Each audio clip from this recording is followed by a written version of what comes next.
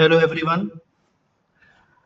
आज हम ये नया वीडियो लेकर आए हैं और इस वीडियो में हम डिस्कस करेंगे टी टेस्ट के बारे में। ये एक पैरामेट्रिक टेस्ट होता है और ये स्टैटिस्टिक्स का एक इम्पॉर्टेंट चैप्टर माना जाता है, इम्पॉर्टेंट टॉपिक माना जाता है जो एमबीए में, एमकॉम में या बीकॉम ऑनर्स वगैरह में ये टॉपिक पढ़ाया जाता है। तो आज हम इस वीडियो में थ्योरेटिकल कंसेप्ट देखेंगे, टी टेस्ट का थ्योरेटिकल कंसेप्ट देखेंगे और आगे आने वाली वीडियो में हम इसके न्यूमेरिकल क्वेश्चंस करेंगे। तो पहले हम कंसेप्ट समझ लेते हैं टी टेस्ट के बारे में, जिससे कि जब हम न्यूमेरिकल प्रॉब्लम्स करें, जब हम न्यूमेरिकल के लिए सॉल्यूशंस करेंगे तो हमें आसानी से वो समझ में आ जाएंगे। मैं doctor Jeet Singh, assistant professor in the department of commerce, government degree college Sambhal. तो इंट्रोडक्शन शुरुआत करते हैं टी टेस्ट के बारे में। जैसे मैंने बताया ये स्टैटिस्टिकल मेथड है और देखिए इसका पर्पस क्या है कि हम कंपेयर करते हैं मीन को, जो हम एवरेज निकालते हैं या औसत निकालते हैं, तो मीन को हम कंपेयर करते हैं और वो मीन जो होते हैं वो टू ग्रुप्स के होते हैं, यानी कि दो ग्रुप हैं अलग अलग और एक का एवरेज निकाला, दूसरे का एवरेज निकाला, उनको कंपेयर करेंगे कि दोनों मीन में कितना डिफरेंस है, क्या सिग्निफिकेंट डिफरेंस है उसमें या नहीं है। तो दो समूह के माध्य की तुलना के लिए एक सांख्यिकी विधि ये टी टेस्ट मानी जाती है। इसका प्रयोग देखिए योग हम जब यूज कर रहे हैं इसको, तो ये कब यूज करते हैं जब पॉपुलेशन पैरामीटर यानी कि मीन और स्टैंडर्ड डेविएशन मतलब पता नहीं हो पाता है यहाँ पे कि पॉपुलेशन पैरामीटर हमें नहीं पता है और सैंपल साइज जो हम सैंपल लेते हैं वो 30 से कम होता है, यानी कि स्मॉल सैंपलिंग का हिस्सा माना जाता है ये। This is a part of small sampling. तो स्मॉल सैंपल यानी कि हम 30 का जो डाटा हम लेते हैं, 30 यूनिट्स का हम डाटा अगर लेते हैं 30 तक, तो वो स्मॉल सैंपल माना जाता है। तो हमें पॉपुलेशन के बारे में पूरी जानकारी नहीं है, उनका स्टैंडर्ड डेविएशन वगैरह हम नहीं जानते हैं और जो सैंपल है वो 30 से कम है, तो हम टी टेस्ट का उपयोग करते हैं। जो टी टेस्ट है इसको बनाया है या इसको इजाद करा गया है, ये डेवलप करा गया है विलियम सेली गोसेट ने। ये एक इंग्लिश मैन थे, अंग्रेज थे और ये इन्होंने 1908 में इस टी टेस्ट को बनाया था, टी टेस्ट को चेक करा था, एक्सपेरिमेंट करा था इसके बारे में। और ये काम करते थे ये डबलिन में, आयरलैंड में एक गिनीज शराब की एक कंपनी थी आयरलैंड में, वहाँ पे ये काम करते थे। और इन्होंने जो ये अपनी फाइंडिंग्स हैं, जो ये इन्होंने अपना कंक्लूजन निकाला, फाइंडिंग्स निकाली टी टेस्ट के बारे में, ये इसको इन्होंने पब्लिश करा था। लेकिन पब्लिश जो करा था वो अपने नाम से ना करके एक फेक नाम दे दिया था, स्टूडेंट नाम दे दिया गया था। तो उसके इसलिए हम इसको स्टूडेंट टी टेस्ट भी कहा करते हैं। तो ये चेक करने के लिए किया गया था कि जो शराब की भट्टी है या शराब की जो कंपनी थी वहाँ पे उनको डार्क बियर की गुणवत्ता को कंट्रोल करने में मदद करने के लिए टी टेस्ट बनाया था उन्होंने कि क्वालिटी कंट्रोल कैसी करा जाए। तो टी टेस्ट का उन्होंने इसमें उपयोग करा था, टी टेस्ट को यूज करा था और तब इन्होंने ये बनाया था। फिर देखते हैं हम आगे कि ये क्योंकि एक अंग्रेज थे, स्टैटिस्टिशियन थे, बहुत बड़े सांख्यविद थे और शराब की भट्टी को एक स्टैटिस्टिशियन की जरूरत थी। सांख्य जो स्टैटिस्टिक्स के बारे में जानकारी रखता हो उसकी आवश्यकता थी उस कंपनी को, जो उनको मदद कर सके कि जो क्योंकि ये शराब जो बनती थी जौ से बनती थी, जौ भी हमारा एक अनाज होता है, तो वो जो खरीदने हैं किसानों से किस तरीके से खरीदे जाएं, कैसे खरीदे जाएं, अच्छी क्वालिटी के खरीदे जाएं, तो उससे संबंधित पता लगाने के लिए इन्होंने ये टी टेस्ट को डेवलप किया था। तो गॉसेट ने शराब की भट्टी से अनुरोध किया था कि उसे अपने निष्कर्ष जो हैं, जो टी टेस्ट की जो निकाला है उन्होंने, वो टी टेस्ट डेवलप करा है, उसको प्रकाशित करने की उन्हें अनुमति दी जाए। लेकिन और यह भी उन्होंने कहा कि ये जो टी टेस्ट है इससे विरोधियों जो हमारे कॉम्पिटिटर हैं उनको इससे कोई फ़ायदा नहीं मिलेगा। तो कंपनी ने अनुमति दे दी थी, लेकिन ये कहा गया कि छद्म नाम दिया जाए, एक फेक नाम दिया जाए। तो छात्र के तहत उन्होंने ये स्टूडेंट के नाम में से ये छापा था। इसलिए इसको हम स्टूडेंट टी टेस्ट भी कहा करते हैं। आगे देखते हैं, जो टी टेस्ट होता है वो हम 3 तरीके से निकालते हैं, 3 वैरायटी हैं इसकी, या हम कहें कि 3 जगह ये उपयोग होता है। तो पहला है वन सैंपल, दूसरा है इंडिपेंडेंट सैंपल और तीसरा है पेयर्ड सैंपल। पेयर्ड सैंपल एक तरह से डिपेंडेंट सैंपल हो जाता है। तो ये 3 तरीके के सैंपल का मीन हम चेक करते हैं टी टेस्ट के द्वारा। तो 3 तरह के फॉर्मूले हमें यहां पर मिलेंगे। अब देखिए तीनों को हम एक एक करके समझते हैं। पहला जो, क्योंकि वन सैंपल टेस्ट है, यहां पर एक सैंपल हमने लिया है, उसका एवरेज यानी मीन हमने निकाला है, और उसको एक कोई नोन वैल्यू, कोई वैल्यू से हम उसको कंपेयर करते हैं कि उसका एवरेज उसके आसपास होगा कि नहीं होगा। तो एक ही सैंपल है केवल, तो हम उसको चेक कर लेते हैं कि जो पॉपुलेशन है, पूरी जनसंख्या है, पूरा यूनिवर्स है, उसका एवरेज अगर हम एक कोई वैल्यू मानते हैं कि उससे रिलेटेड है या नहीं है, वो हम चेक करते हैं। दूसरा होता है, 2 ग्रुप होते हैं, 2 अलग अलग, मान लो जैसे कि एक क्लास है, आप पढ़ने वाले बच्चे हैं तो एक क्लास में है, एक दूसरी क्लास है, उन दोनों के बीच में कोई हम एवरेज निकाल रहे हैं कि उनके कितने नंबर आ रहे हैं, उसका एवरेज निकाल लिया, मीन निकाल लिया, दूसरी क्लास का मीन निकाल लिया, और हम दोनों को कंपेयर करते हैं कि उन दोनों का मीन सिग्निफिकेंट डिफरेंस है उसमें या नहीं है, या दोनों एक जैसे ही मीन है या दोनों अलग हैं, वो हम चेक करते हैं। तीसरा हम करते हैं whether there is a significant difference in paired measurements. यहां पर एक ये डिपेंडेंट हो गया कि ग्रुप जो है वो एक ही है, लेकिन हम जैसे मान लीजिए कि एक कुछ बच्चे हैं, उनका हमने टेस्ट लिया और उनके कुछ अंक आए और उसका हमने एवरेज ले लिया, मीन निकाल लिया। अब हम उनको ट्रेनिंग दे रहे हैं, उनकी एक्स्ट्रा क्लासेस लगा रहे हैं, और फिर उसके बाद हम टेस्ट ले रहे हैं उनका। तो अब हम देखेंगे कि जो हमने टेस्ट लिया या जो हमने जो ट्रेनिंग प्रोवाइड करी, उसका कुछ फ़ायदा उन्हें मिला कि नहीं मिला, उनके जो नंबर हैं, अंक हैं, वो बढ़े कि नहीं बढ़े। तो एक ही ग्रुप है, लेकिन बिफोर और आफ्टर ट्रेनिंग हम देख रहे हैं कि बिफोर ट्रेनिंग क्या उनका रिजल्ट रहा और आफ्टर ट्रेनिंग उनका क्या रिजल्ट रहा। तो ये सब रैंडम सैंपल हम मानते हैं। रैंडम एक प्रोबेबिलिटी सैंपलिंग होती है, रैंडम सैंपलिंग होती है कि सबका इक्वल अपॉर्चुनिटी होती है, कि सबके चांस होते हैं सिलेक्शन के, तो उसे हम रैंडम सैंपलिंग कहा करते हैं। तो ये 3 तरह के वैरायटी हमें दे रखी हैं। इसके बारे में थोड़ी और जानकारी लेते हैं। देखिए मैंने एक टेबल, देखिए चार्ट लिया है। एक आप तीसरा वाला चार्ट देखें, ऊपर लिख रहा है वन सैंपल टी टेस्ट। देखेंगे आप, वन सैंपल टी टेस्ट लिखा हुआ है।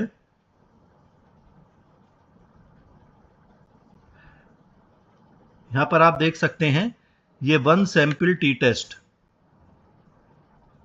वन सैंपल जैसे मैंने अभी बताया, एक पूरा हमारा यूनिवर्स है, ये हमारा पूरा यूनिवर्स बना हुआ है, इसकी हमने कोई एक वैल्यू मान ली कि भाई इसका ये एवरेज रहेगा, और इसको हम कंपेयर कर रहे हैं अपनी इस सैंपल से। जो सैंपल क्योंकि छोटा होता है, तो उसको हम सैंपल के मीन से चेक कर रहे हैं और पता लगाने की कोशिश कर रहे हैं कि ये जो सैंपल है ये इसी यूनिवर्स से लिया गया है या नहीं लिया गया है।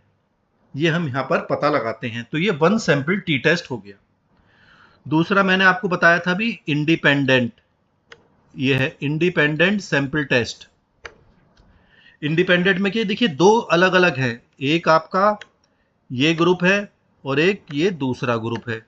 इन दोनों ग्रुप का हम चेक करते हैं कि there is a significant difference between 2 groups, कि इन दोनों में ग्रुपों में कुछ अंतर है, महत्वपूर्ण अंतर है या नहीं है, वो हम यहाँ पे चेक करते हैं।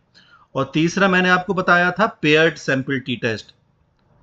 ये एक ही टॉपिक रहेगा, एक ही ग्रुप है, ये देखिए पेयर्ड सैंपल टी टेस्ट। इसमें एक ही ग्रुप है, ये भी सेम ग्रुप है, ये भी सेम ग्रुप है। जैसे मैंने बताया, पहले हमने इनका टेस्ट लिया और कुछ नंबर देखे कितने नंबर आए, फिर इनको हमने कुछ ट्रेनिंग दी और ट्रेनिंग के बाद इनका हमने टेस्ट लिया। तो फिर देखेंगे कि बिफोर ट्रेनिंग और आफ्टर ट्रेनिंग में क्या अंतर आया, कि वो जो ट्रेनिंग दी गई वो इफेक्टिव रही या नहीं रही। या जैसे कोई बीमारी हो गई, तो हम फिर चेक करते हैं कि भाई इनको मेडिसिन दी गई, तो पहले ये इतना इनके जो टेस्ट करेगा, मेडिकल टेस्ट करेगा, मेडिकल चेकअप करा गया, और फिर दवाई देने के बाद मेडिकल चेकअप करा गया, तो फिर देखा कि जो मेडिसिन दी गई उससे उन्हें कुछ फ़ायदा हुआ या नहीं हुआ। तो ये 3 तरीके के टेस्ट हम पढ़ते हैं, हम कैलकुलेट करते हैं इस टी टेस्ट में। मैं उम्मीद है कि आप समझ रहे होंगे। नहीं समझ में आ रहा हो तो दोबारा आप वीडियो को दोबारा देखें, और फिर भी ना समझ में आए आप कमेंट बॉक्स में लिख दीजिएगा। तो देखिए 3 टेस्ट हमने पढ़ लिए, फिर मैं और डिटेल में आपको बता देता हूं, क्योंकि 3 ही बहुत इंपॉर्टेंट ये तरीके माने जाते हैं, टाइप्स माने जाते हैं। देखिए पहला क्या दे रखा है आपको, देखें आप, पहले है a one sample T test. ये देखिए लिख रहा है one sample T test. Hindi में भी मैंने दे रखा है कि हिंदी मीडियम वाले बच्चे भी इसको आसानी से समझ सकते हैं। ये वन सैंपल टी टेस्ट है, बिल्कुल सिंपल दे रखा है कि यदि एक समूह की तुलना मानक मान से की जा रही है, एक हमने एक स्टैंडर्ड वैल्यू ले ली कि भाई इसके इस वैल्यू से हम अब उस ग्रुप को, उस सैंपल को टेस्ट कर रहे हैं। एक उदाहरण भी लिया है मैंने, देखिए यहाँ पे कि लोगों के समूह की औसत हृदय गति 65 के बराबर है या नहीं है, तो ये एक नमूना टी परीक्षण कहा जाएगा, यानी कि वो एक वन सैंपल टी टेस्ट माना जाएगा। यानी कि हमने देख लिया कि भाई ये ग्रुप है, उनका हम एवरेज देखना चाहते हैं कि उनका जो हार्ट रेट है, उसका जो रेट चल रहा है वो 65 है या नहीं है। तो ये हम एक हाइपोथेटिकल वैल्यू, एक स्टैंडर्ड वैल्यू हम ले लेते हैं कि भाई हमने एक वैल्यू से हम उस ग्रुप को कंपेयर करते हैं कि उसके आसपास आ रही है वैल्यू या नहीं आ रही है। तो ग्रुप एक ही है, एक ही सैंपल है, तो इसलिए इसको हम वन सैंपल टी टेस्ट कहा करते हैं। जैसे 2 सैंपल टी टेस्ट मैंने बताया आपको, 2 सैंपल टी टेस्ट, ये मैंने आपको बताया कि 2 ग्रुप हैं आपके, अलग अलग आबादी है, कि एक शहर के बारे में हम जानकारी ले रहे हैं, फिर दूसरे शहर के बारे में ले रहे हैं, और फिर उन दोनों को हम कंपेयर कर रहे हैं। तो यदि समूह 2 अलग अलग आबादी के हैं, उदाहरण के लिए हम ले सकते हैं कि 2 अलग अलग प्रजातियों के बारे में, या 2 अलग अलग शहरों के लोग हैं, तो आते हैं, तो ये 2 नमूना टी टेस्ट कहा जाता है, 2 सैंपल टी टेस्ट कहा जाता है। और तीसरा, जैसे मैंने आपको पिछली वीडियो में, पिछली स्लाइड में बताया था मैंने आपको, a paired T test. Pair T test जैसे मैंने आपको बताया कि यदि समूह एक ही जनसंख्या से आते हैं, मैंने बताया ना कि ग्रुप एक ही है, एक ही जनसंख्या वाले लोग हैं, लेकिन हम उसे बिफोर और आफ्टर देख रहे हैं एक्सपेरिमेंट की, कि एक्सपेरिमेंट करा गया तो एक्सपेरिमेंट से पहले उनका क्या रिजल्ट निकला था और एक्सपेरिमेंट के बाद क्या रिजल्ट निकल रहा है। तो जैसे यहाँ पे एग्जाम्पल लिया, प्रायोगिक उपचार से पहले और बाद में मापा हमने उनको, तो वो पेयर टी टेस्ट कहलाया जाता है। अब उम्मीद है कि तीनों टेस्ट के बारे में आपको बेसिक नॉलेज मिल गई होगी। अगली वीडियो में हम इनके क्वेश्चंस करेंगे तो आपको और अच्छी तरीके से ये समझ में आ जाएगा। फिर अगर हम देखते हैं, अब हम देखिए, चाहे हम किसी भी टी टेस्ट की गणना करें, तीनों में से साधनों के बीच अंतर जितना अधिक होगा, टी वैल्यू उतनी ही बड़ी होती जाएगी। यानी कि जैसे कि 2 ग्रुप हैं, एक का औसत निकाला, दूसरे का औसत निकाला, ठीक, तो अगर औसत दोनों में जितना ज्यादा बढ़ता जाएगा, टी की वैल्यू जो हम निकालेंगे, कैलकुलेट करेंगे, वो उतनी ही बढ़ती चली जाएगी। और जो दोनों ग्रुपों का मीन कम होगा, तो टी की जो वैल्यू निकल कर आएगी वो कम आएगी। कुछ यहां पर हमने एज्यूम करा है कि भाई ये अजम्पशंस होने चाहिए, टी टेस्ट जब उपयोग करेंगे, हम जब टी टेस्ट का यूज करेंगे तो ये बातें होंगी, तभी हम टी टेस्ट यूज करेंगे। तो टी टेस्ट जैसे मैंने बताया कि पैरामीट्रिक टेस्ट है। पैरामीट्रिक मींस पैरामीटर्स होते हैं, मीन है, स्टैंडर्ड डेविएशन, इन सबका यहाँ पे यूज होता है, तो इसलिए इसको पैरामीट्रिक टेस्ट कहा जाता है। और कुछ अजम्पशंस हैं, कुछ एज्यूम करे गए हैं बातें, वो हम देखते हैं कि ये इंडिपेंडेंट होने चाहिए, लगभग सामान्य रूप से वितरित होने चाहिए, स्वतंत्र होने चाहिए। पहला पॉइंट है, देखिए यहाँ पे लिखा है स्वतंत्र, इंडिपेंडेंट होने चाहिए, किसी पर डिपेंड नहीं है। नॉर्मली डिस्ट्रीब्यूटेड होने चाहिए, सामान्य रूप से वितरित, कोई बहुत ज़्यादा फ्लक्चुएशन डाटा में नहीं होना चाहिए, कोई बहुत ज़्यादा बड़ी वैल्यू आ जाए, कोई बहुत बड़ी छोटी वैल्यू आ जाए, ऐसा भी नहीं होना चाहिए। नॉर्मली डिस्ट्रीब्यूटेड होना चाहिए। नॉर्मली डिस्ट्रीब्यूटेड का मतलब ये भी होता है कि जो डाटा है वो सब मीन के आसपास ही है, औसत के आसपास ही आ रहा है। और तीसरा पॉइंट, जो तुलना किए जा रहे प्रत्येक समूह के भीतर समान मात्रा में भिन्नता है, यानी कि जो वेरिएंस है, जो वेरिएशन है, वो भी लगभग सेम ही, एक जैसा ही हो। होमोजेनिटी होनी चाहिए, भिन्नता में एक रूपता होनी चाहिए, means the variability of data in each group is similar. अगर 2 ग्रुप ले रखे हैं तो दोनों की चीजें लगभग आसपास सी ही होनी चाहिए। और the sample data have been randomly sampled, यानी कि क्योंकि जो सैंपल हम लेते हैं उसके बहुत तरीके होते हैं सैंपल लेने के, जैसे जजमेंटल सैम्पलिंग होता है, कन्वीनियंस सैम्पलिंग होता है। अगर आप रिसर्च की किताबें पढ़ेंगे तो उसमें ये सैम्पलिंग के मेथड्स दिए गए हैं। प्रोबेबिलिटी सैम्पलिंग होता है, नॉन प्रोबेबिलिटी सैम्पलिंग होता है, बहुत तरीके होते हैं। तो एक रैंडम सैंपल भी होता है। तो ये माना जाता है कि रैंडम सैंपल लिया गया है तो अभी हम टी टेस्ट का उपयोग करना चाहिए। आने को तो रिजल्ट किसी और सैंपल से भी आ जाएगा, लेकिन रैंडम सैंपल इसमें लेंगे तो अच्छा रिजल्ट निकल कर आएगा। और डाटा निरंतर होना चाहिए, कंटिन्यूअस डाटा होना चाहिए। और वन वेरिएबल ऑफ इंटरेस्ट होना चाहिए। रुचि का एक ही चर होना चाहिए। ये लिखा हुआ भी है, रुचि का एक चर होना चाहिए। यानी कि अगर हम दो ग्रुप की हाइट देख रहे हैं कि दो ग्रुप में कुछ व्यक्ति हैं, एक ग्रुप में कुछ व्यक्ति हैं, दूसरे ग्रुप में कुछ व्यक्ति हैं, तो हम दोनों की हाइट चेक कर रहे हैं, हाइट का औसत ले रहे हैं, तो दोनों जगह हाइट ही होनी चाहिए। ऐसा ना हो कि एक ग्रुप की हाइट देख ली, दूसरे ग्रुप का उनका मोटापा देख लिया व्यक्ति का, तो ऐसे हम कंपेयर नहीं कर पाएंगे। अगर हमें कंपैरिजन करना है तो या तो हमें क्या करना है कि दोनों की क्वालिटी जो है, जो यूनिट है, वो एक ही वेरिएबल जो है वो एक ही होना चाहिए, अलग अलग नहीं होना चाहिए। तो ये कोई कोरिलेशन और रिग्रेशन हम नहीं पढ़ रहे हैं यहाँ पर, जैसे हम सहसंबंध या प्रतिगम गमन कहते हैं वो नहीं पढ़ रहे हैं। हम केवल कुछ वेरिएबल्स देख रहे हैं और वो वेरिएबल्स जो हैं वो सेम होनी चाहिए। हाइट देख रहे हैं तो दोनों की हाइट देखेंगे, अगर उनकी कुछ क्वांटिटी देख रहे हैं तो वो क्वांटिटी ही देखेंगे। कुछ उनके बच्चे हैं, छात्र हैं, तो उनके अंक देख रहे हैं, मार्क्स कितने आए, नंबर कितने आए, तो दोनों के मार्क्स ही देखेंगे। और न्यूमेरिकल डाटा होना चाहिए, संख्यात्मक डाटा होना चाहिए। क्वालिटी हम यहाँ पे चेक नहीं कर पाएंगे, हमें वही डाटा होना चाहिए जिसका हम मेजरमेंट कर सकें, जिसका औसत निकाला जा सकता है। अब कोई किसी की क्वालिटी देखनी है तो कि कोई कितना गोरा है, कोई कितना काला है, तो वो हम नहीं चेक कर सकते। या किसी की आदत अच्छी है, किसी की आदत बुरी है, तो उसको हम मेजरमेंट नहीं कर सकते। तो डाटा जो है संख्यात्मक होना चाहिए। और टू ग्रुप्स और लेस, यानी कि दो ग्रुप में हम कंपैरिजन कर रहे हैं। अगर दो ग्रुप है तो ठीक है, टी टेस्ट हम यूज करेंगे। अगर दो ग्रुप से ज्यादा है तो हम टी टेस्ट यूज नहीं करेंगे। तो एक अनोवा हमारा टेस्ट होता है, हम उसको यूज कर सकते हैं। तो यहाँ पर दो ग्रुप होंगे या एक ग्रुप है तभी हम उसको टी टेस्ट यूज करेंगे, वरना नहीं करेंगे। तो ये अज्यूम करे गए हैं, ये बातें अगर होंगी तभी हमें टी टेस्ट यूज करना चाहिए। अब देखिए एक एग्जाम्पल भी मैंने यहाँ पे लिया कि when T test should be used, कब हमें टी टेस्ट का यूज करना चाहिए।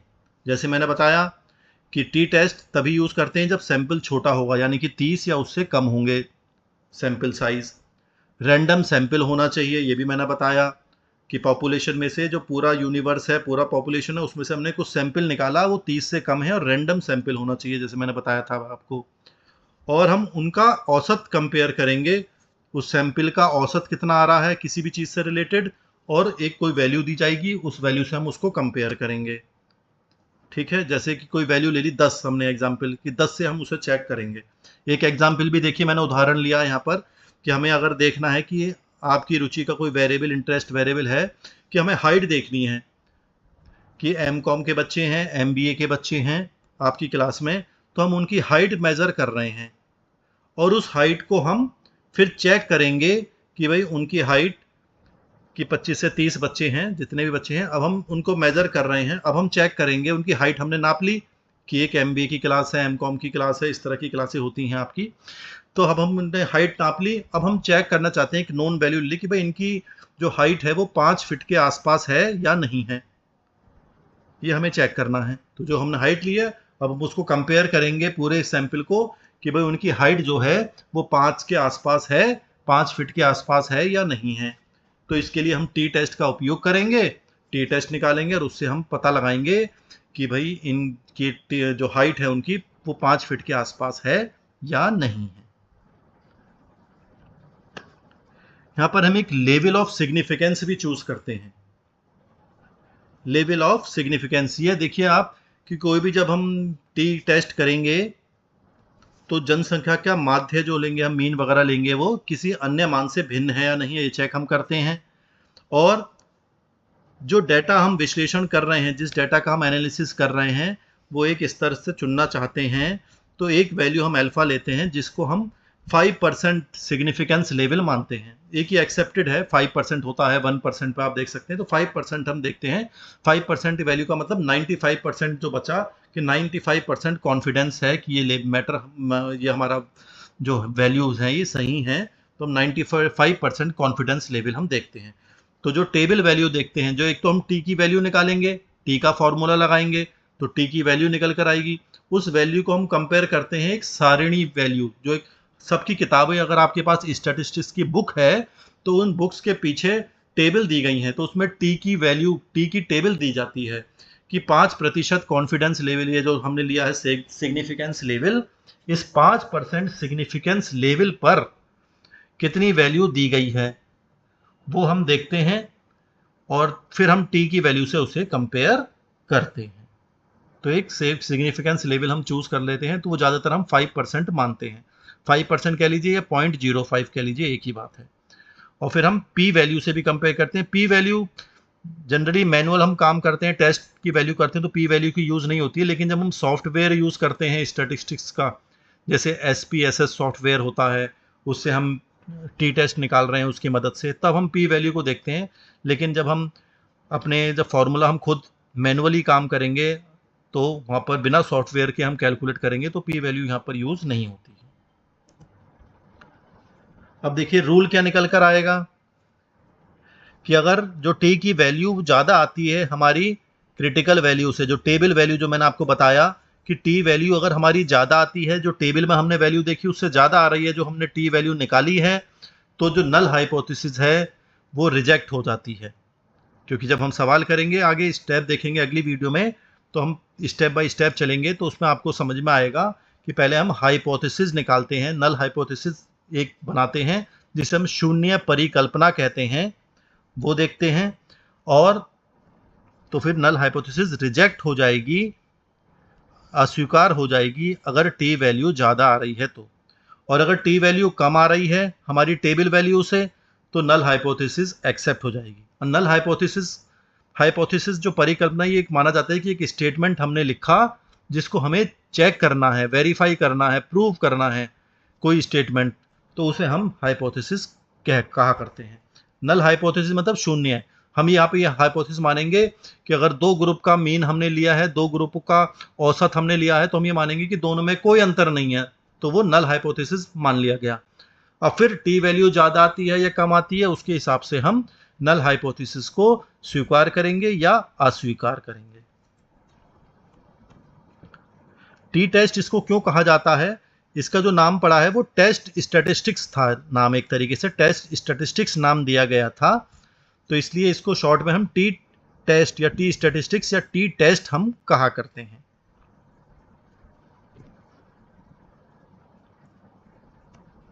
तो यहाँ पर हमने देखा, देखिए बेसिक कंसेप्ट हमने यहाँ पर देखा है। फिर भी आपको कोई समस्या आ रही हो, आप एक दो बार इस वीडियो को दोबारा चेक करें, दोबारा पढ़ें, दोबारा देखें, और फिर भी कोई समस्या आए तो आप कमेंट बॉक्स में लिख दीजिएगा। आगे की वीडियोस में हम न्यूमेरिकल सवाल करेंगे, कि जो न्यूमेरिकल सवाल जैसे जो परीक्षाओं में आते हैं, हमारे जो एग्जाम्स में आते हैं, वो हम करेंगे कि हम इन सवालों को हम किस तरह से करेंगे, क्या क्या फॉर्मूले हम यूज़ करेंगे, वो हम अगली वीडियो में देखेंगे। ठीक है, थैंक यू।